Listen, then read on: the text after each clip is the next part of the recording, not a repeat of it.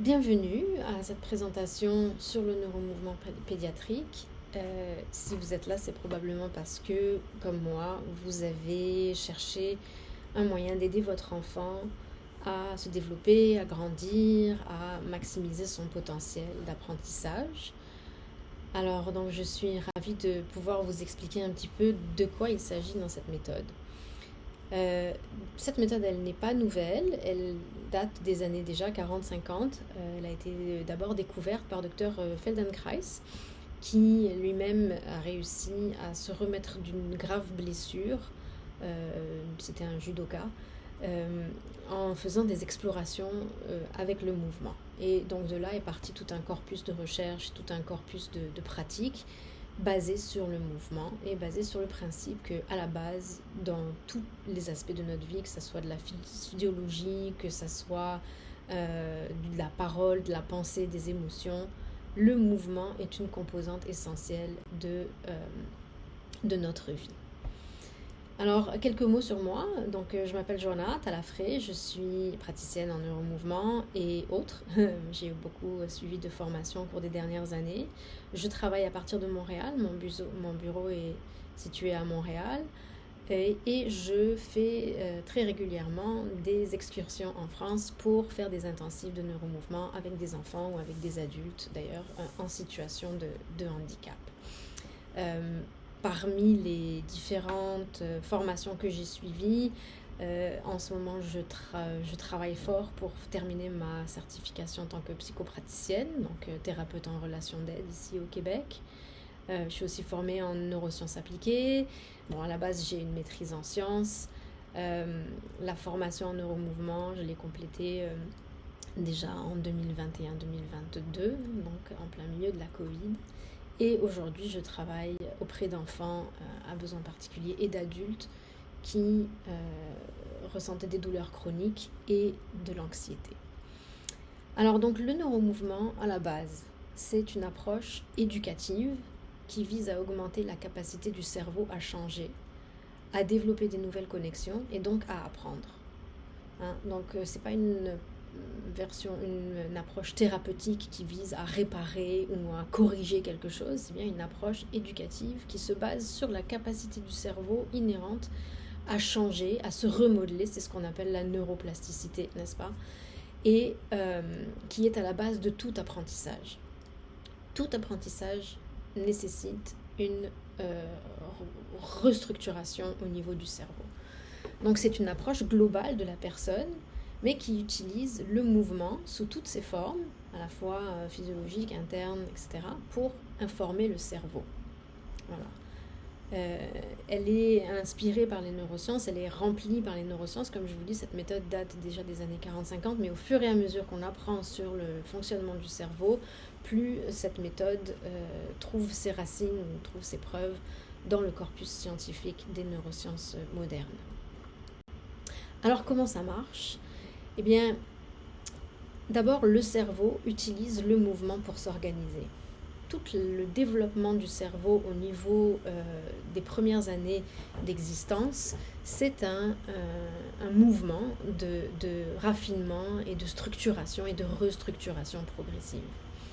Or, le cerveau, lui, il dépend bien entendu de nos sens, de notre corps pour obtenir des informations qu'il va utiliser ensuite et qu'il va intégrer en différents paquets pour organiser une réponse adéquate à l'environnement. Donc toutes les expériences corporelles servent à informer le cerveau et servent à structurer le cerveau. Mais comme vous savez, le cerveau est bombardé, si on veut, d'une certaine manière, de signaux différents.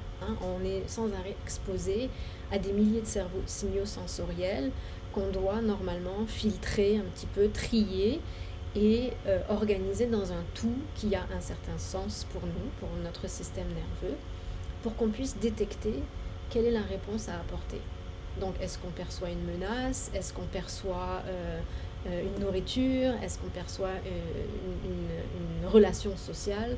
Et ce sont des instincts essentiellement biologiques, des connexions biologiques qui font qu'on apprend. Et tout apprentissage demande une distinction entre différents types de signaux, une différenciation entre différents types de signaux. Pour que l'information soit utilisable, que ça ne soit pas juste du bruit, comme ça, elle doit être différenciée. On doit pouvoir trier les différents signaux, isoler et reconnaître les différents signaux pour que le cerveau puisse l'intégrer et en formuler une réponse. Et bien entendu, alors ce que vous allez comprendre, c'est que un enfant qui grandit, plus il grandit et plus la différenciation, plus le raffinement dans la différenciation augmente, n'est-ce pas? C'est la tendance naturelle si on veut. Donc plus il y a du raffinement dans la différenciation et plus l'apprentissage est complexe et plus le cerveau s'organise de manière raffinée et complexe. Mais qu'est-ce qui se passe si le cerveau n'arrive pas à faire son travail? Donc, on le sait, nous on est tous des parents qui ont des enfants dans cette situation. Qu'est-ce qui se passe si le cerveau n'arrive pas à faire son travail? Si les données sont mal filtrées, si elles sont mal perçues, donc déjà la capacité de percevoir un signal est importante, mais il y a aussi la capacité de pouvoir le trier, de pouvoir éteindre les neurones qui ne sont pas pertinents. Peut-être qu'il y a une mauvaise intégration sensorielle, peut-être qu'il y a une absence de stimuli tout simplement, ou bien les signaux ne sont pas assez différenciés. Donc dans ces cas-là, ce qui se passe, c'est que le cerveau n'arrive pas à faire son travail et que là apparaissent des déficits d'apprentissage, des retards de développement. Or, il se trouve que le mouvement est la plus importante source d'information qu'on reçoit à tout moment. C'est comme ça que les bébés apprennent tout.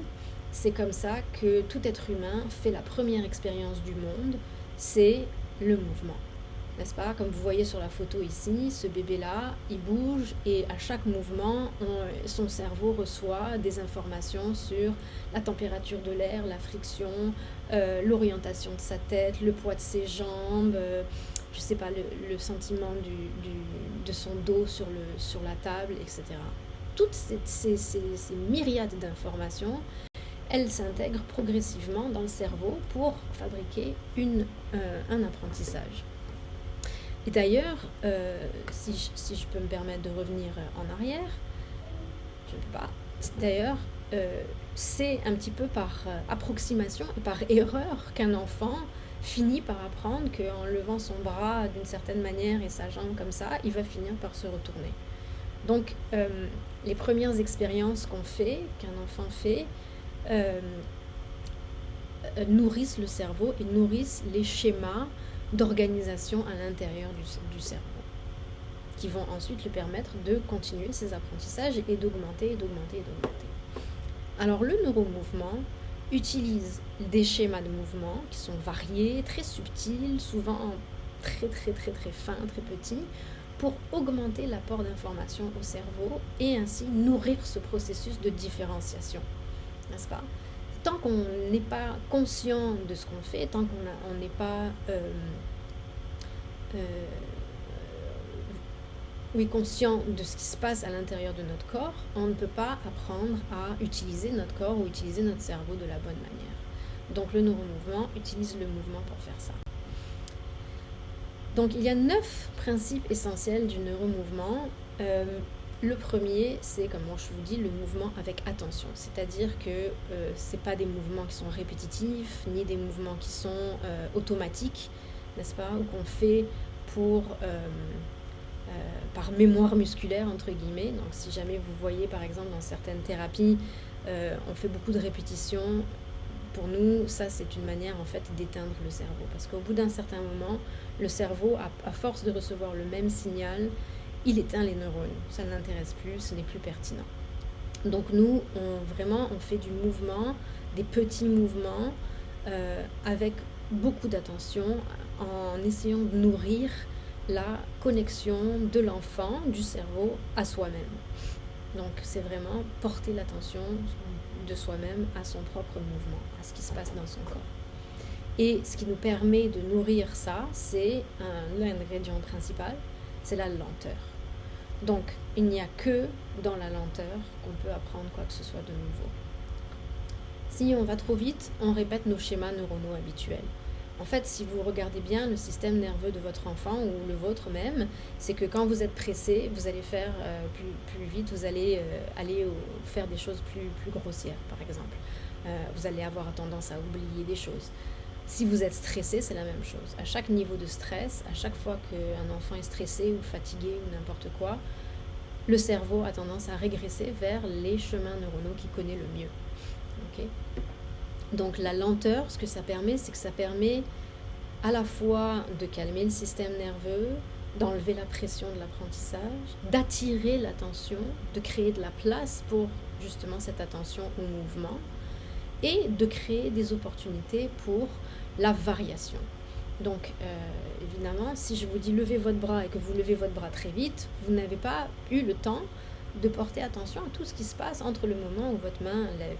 Et si vous levez votre main très lentement, vous allez pouvoir remarquer tout ce qui se passe avec la trajectoire de votre main, avec le poids de votre main, avec la friction de votre manche, etc., etc. Et c'est de la variation, c'est de la lenteur que provient la possibilité d'exercer une variation. Donc, beaucoup de nos enfants ont des comportements qui sont compulsifs, hein, des choses qu'ils font automatiquement sans se rendre compte même qu'ils le font. Donc la lenteur, ça permet l'attention qui permet la variation, donc faire quelque chose de différent, n'est-ce pas? Et plus, comme je dis tout à l'heure, les changements, les variations sont fines, et plus cette subtilité-là va venir nourrir des différentes connexions neuronales et des différents aspects du cerveau. Donc là, vraiment, on crée toute une occasion, une opportunité d'apprentissage en ayant juste mis en place le contexte, si on veut, pour que le cerveau puisse apprendre, pour que le cerveau puisse changer. Le 5e principe, c'est l'enthousiasme. Donc, l'enthousiasme, ça fait référence à notre attitude par rapport à nos enfants, notre attitude par rapport à nos progrès ou à nos changements. Évidemment, on a tous des objectifs très particuliers pour nos enfants. En particulier, on voudrait qu'ils marchent tout de suite, on voudrait qu'ils apprennent à parler, on veut qu'ils soient autonomes, on veut qu'ils soient capables d'aller à l'école, etc., etc. Et quand on regarde trop ces gros objectifs-là, qui peuvent parfois sembler absolument insurmontables ou inatteignables dans certains cas, y compris selon ce que les médecins vous ont dit, on oublie de générer de l'enthousiasme pour les petits changements, pour les tout petits changements qui mènent à ces objectifs finaux-là. Donc pour qu'un enfant il soit capable de marcher, il faut qu'il se soit passé des dizaines et des dizaines et des dizaines de micro-mouvements et de micro-connexions pour qu'il arrive à porter son équilibre et enfin se sentir suffisamment sécure et équilibré pour pouvoir faire quelques pas en avant. On oublie à quel point tout petit changement est en fait à l'intérieur du cerveau un grand changement. Et en fait, si on y réfléchit bien, donner le pouvoir au cerveau de changer, peu importe l'objectif qu'on vise, et ça m'amène à l'objectif suivant, c'est ce qu'on nourrit, c'est la propriété fondamentale du cerveau à changer. Et ça, c'est une propriété qu'il va appliquer et qu'il peut appliquer à n'importe quoi. Donc, il peut appliquer au langage comme à la motricité globale, comme à la motricité fine, parce que la capacité d'apprentissage, c'est une fonction fondamentale du cerveau. Donc, ce qui est important à savoir, c'est que il faut, au lieu de se baser sur l'accomplissement d'un certain geste et d'aller apprendre à notre enfant chacun de ces mini-gestes, ce qu'on vient faire avec le neuromouvement, c'est nourrir la capacité du cerveau à produire les gestes, tous les gestes qu'il veut, à l'intérieur évidemment des paramètres, de certaines limites de votre enfant, mais à produire tous les mouvements qu'il veut à partir de ses propres possibilités. Et c'est là que vous allez voir que les limites prétendues, limites qui sont imposées à votre enfant du fait de son handicap ou du fait de son diagnostic, ne sont pas aussi fermes que ce qu'elles en ont l'air. Il y a beaucoup d'enfants qui font des choses très très surprenantes parce qu'on ne s'attendait pas à ce qu'ils les fassent, mais ils le font à partir du moment où leur cerveau est en mesure d'organiser la chose lui-même. Donc, c'est très important pour nous de générer de l'enthousiasme pour les petits changements qui sont peut-être moins visibles à l'extérieur pour nous, mais qui à l'intérieur du cerveau sont presque révolutionnaires. Et c'est grâce à cet enthousiasme et cette lenteur et cette variation qu'on éveille chez nos enfants et dans le cerveau de nos enfants, voire même de nous-mêmes, l'appétit d'apprentissage. Souvent, on fait faire des choses à nos enfants, on les amène en thérapie, en physiothérapie ou en kiné ou n'importe quoi, et on leur fait faire des choses répétitives, et on les voit vraiment, ils râlent, ça ne les intéresse pas, ils pleurent, il y en a qui souffrent, il y en a chez qui c'est extrêmement difficile parce qu'on les met dans une situation où on leur demande de produire quelque chose qu'ils ne sont pas encore prêts à produire, en termes de mouvement ou en termes de langage par exemple, c'est extrêmement frustrant.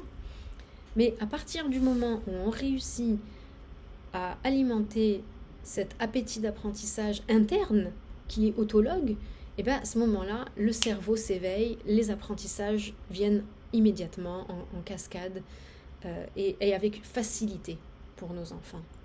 Et ça, c'est vraiment, vraiment, vraiment merveilleux à voir.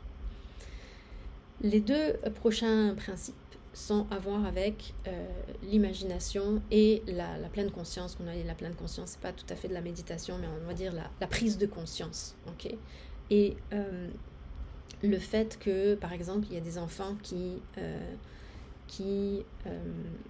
ont de très très fortes limitations au niveau du mouvement, mais qui quand même, malgré tout, réussissent à prendre conscience d'eux-mêmes, à s'orienter dans l'espace, à devenir agents de leur propre vie, à communiquer leurs besoins par exemple, ne serait-ce qu'à travers des petits mouvements ou des petits gestes qui leur permettent de prendre conscience d'eux-mêmes physiquement et mentalement aussi. Et ce qui est important à savoir, c'est que dans le cerveau, ce qui est imaginé, c'est exactement comme si on l'avait réalisé. Donc si par exemple vous imaginez que vous êtes en train de marcher dans les escaliers, les centres de votre cerveau qui vous servent à marcher dans les escaliers s'allument. Et ça, c'est super important parce que pour des enfants qui n'arrivent pas, ou des enfants qui ont des gros défis, l'imagination, ça peut leur permettre de dépasser ces défis-là jusqu'à ce que ça leur permette de le faire en réalité. Et pour nous aussi, c'est important d'accompagner nos enfants avec justement cette imagination, ces rêves, et cet enthousiasme pour tout ce dont ils sont capables, tout ce qu'ils vont être capables de faire et tout ce qu'ils seraient capables de faire dans les bonnes conditions. Voilà, j'ajoute un dernier principe, et ça pour moi c'est ce qui est le plus important, ce qui est le plus important pour moi en tant que praticienne quand je suis avec vos enfants en séance, avec vous en séance, ou bien quand vous êtes avec vos enfants, c'est la connexion. Le cerveau humain, il est bâti pour être en connexion sociale. Hein. Et souvent nos enfants qui ont des défis, qui ont des handicaps, dépendent beaucoup de la connexion affective qu'ils ont avec nous pour apprendre et pour se sentir en sécurité. Mais ce qu'on fait avec le neuromouvement, c'est non seulement nous connecter très profondément à vos enfants et à nos enfants, mais aussi les aider à se connecter à eux-mêmes. Et ça, c'est quelque chose qu'on cultive vraiment, vraiment avec beaucoup d'intention, avec beaucoup, beaucoup d'application. Parce que ce qu'on a trouvé, c'est que les thérapies ou les approches thérapeutiques dans lesquelles on fait faire des choses à vos enfants, ou on les fait à leur place carrément, ou bien on les met dans des situations qui sont particulièrement difficiles, où ils doivent prendre un risque, ce que ça nourrit, c'est la déconnexion. Ça nourrit une expérience négative de l'apprentissage, et en fait ce que ça fait, c'est que ça crée une distance. Donc vraiment, plus on est connecté à ce que notre enfant est capable de faire aujourd'hui, plus on est connecté à sa réalité à lui, à son expérience à lui, et plus lui arrive à apprendre justement à changer son cerveau. Donc ça, ce sont les différents principes essentiels du neuromouvement. Maintenant, on est souvent curieux, on aimerait savoir comment ça marche. Donc, ça ressemble souvent à ça c'est mon fils. Ça ressemble souvent à ça. Dans la pratique, la plupart des enfants bougent beaucoup sur la table. Dans la pratique, la plupart des enfants sont très actifs. Il y a souvent des jouets, on fait parfois debout. Il y en a qui sautent. Ok. Euh, c'est vraiment, on y va selon ce que présente l'enfant, le moment où il rentre dans la pièce. Les résultats sont souvent assez rapides et très surprenants. Souvent au niveau au niveau moteur, de la motricité globale, on peut s'attendre à ce que la marche soit acquise assez rapidement, la position assise, se tenir assis en ayant la tête bien sur les épaules, une réduction de la spasticité pour les enfants qui ont des contractions, le contrôle de soi, de ses mouvements, attraper par exemple des objets, etc. Au niveau cognitif, on peut s'attendre à des résultats au niveau de l'apparition du langage ou le raffinement du langage, mais aussi en particulier la conscience de soi, des améliorations au niveau de la lecture, de l'écriture et du raisonnement, parce que tout ce qui facilite l'apprentissage facilite aussi la pensée, facilite le développement cognitif. Et ce que ça fait, c'est qu'au niveau émotionnel, il y a aussi, avec cette plus grande conscience de soi, plus de contact visuel. Donc ça, c'est par exemple dans les cas des enfants qui ont des troubles du spectre de l'autisme, moins de frustration, moins de compulsion, justement parce qu'un enfant est capable de distinguer ce qu'il fait de ce qu'il ne fait pas. Voilà. Et tout ça, ça génère évidemment une plus grande énergie, une plus grande endurance, une plus grande vitalité, une meilleure capacité à s'autoréguler. Et ce qu'on voit souvent, d'un point de vue physiologique, ça arrive souvent, c'est que les enfants sont moins angoissés, moins stressés. Beaucoup de nos enfants ont vécu des traumatismes médicaux, donc ils se remettent de ça aussi progressivement, ils reprennent contact avec eux-mêmes. Moi j'ai vu des résultats par exemple au niveau de la déglutition d'enfants qui ne savaient pas avaler, qui ont appris à avaler, moins de crises d'épilepsie, plein de choses. Et comme je dis, c'est souvent assez rapide et assez surprenant parce que du coup, d'un moment c'est pas là et l'autre moment vos enfants apprennent à le faire et ça leur semble tellement naturel. C'est un apprentissage qui est naturel, qui leur vient facilement. Voilà. Alors, comment on fait pour soutenir son enfant avec ces différents principes? Évidemment, c'est pas toujours facile et on n'a pas tous la connaissance de ces choses-là.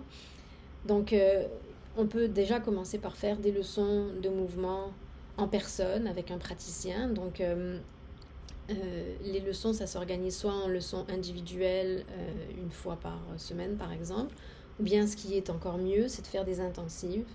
Donc pendant les intensives, ce qu'on fait, c'est qu'on fait 3, 6, 10 leçons sur une très très courte période, disons une semaine au maximum.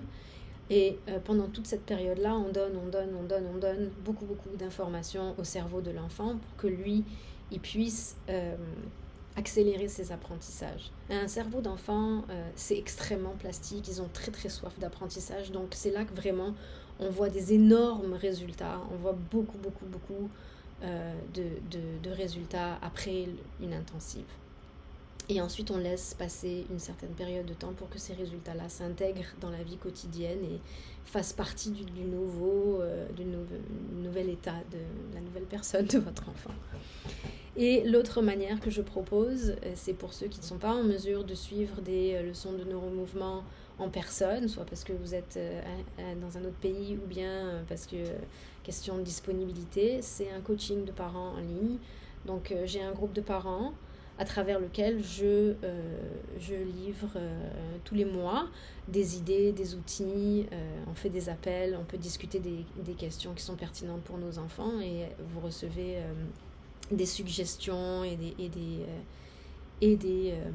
des conseils sur la mise en pratique des 9 principes essentiels du neuromouvement à la maison. Donc je vous invite à participer. Voilà, et à vous tenir au courant aussi des prochaines fois où je vais venir en France ou à Montréal pour organiser des intensives avec vos enfants.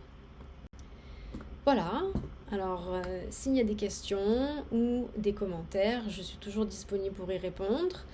Et n'oubliez pas d'aller me suivre sur les différents réseaux TikTok et Facebook et compagnie pour être au courant des dernières nouvelles. Et je publie assez régulièrement des informations et des petits clips qui peuvent vous aider, qui sait, à réfléchir à la manière dont vous interagissez et dont vous soutenez vos enfants.